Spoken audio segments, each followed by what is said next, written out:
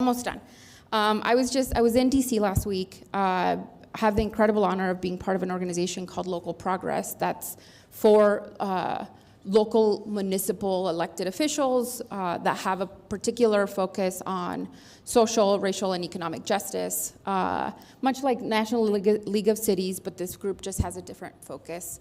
And we were there and we talked about the local impact, and public constituent talked about this, the local impact of the current the Trump administration's actions on our citizens. And I think being locally elected, we have the pulse in our community much better than the president ever will, and sometimes even than our federal representatives, right? And so I do want to encourage us to listen to the stories of how people are being impacted, and then pass them along to Congressman Vasquez, pass them along to Senator Heinrich and Senator Ben Ray Lujan. I think they want to understand how these kinds of actions are impacting our community. Perhaps, I think the person is still here. I really do appreciate you coming to talk about that. I will tell you that in the last, 30-something days of this 40 days of this administration, there's been a total of 81 executive orders. So it would take probably a whole person on staff to try to analyze and address and put out how it's going to affect our community. And I think our attorney's office has no capacity to do that, but I agree with you that there has to be better communication as to how the information that we're putting out to our community about how city operations are being impacted, certainly.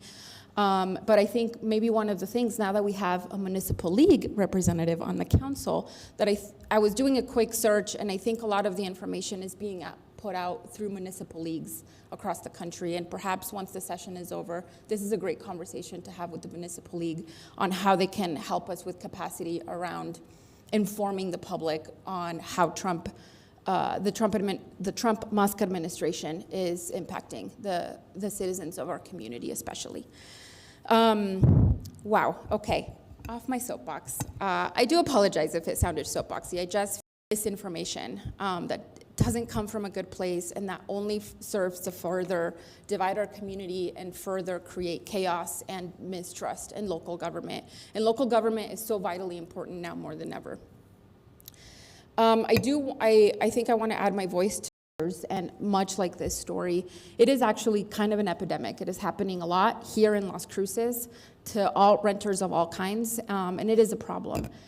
I guess I want to put out there for us and the attorney's office, if this piece of legislation does not go through, I would really love it if we could start looking about how the city can actually start challenging state preemption on some of these things. I know that sounds like a really big task, but obviously we have community members here who feel really powerless, who feel like at every turn they go to every agency, they go to every person, and the realities of capitalism are that landlords can charge whatever they'd like. That's kind of how it goes. And so it is so awful to be able to have to tell someone, I can't do anything about that. But if we can take a little bit of power back and say, how do we start, protecting especially our renters and folks in this situation at the local level, I think it's really incumbent upon us to do that.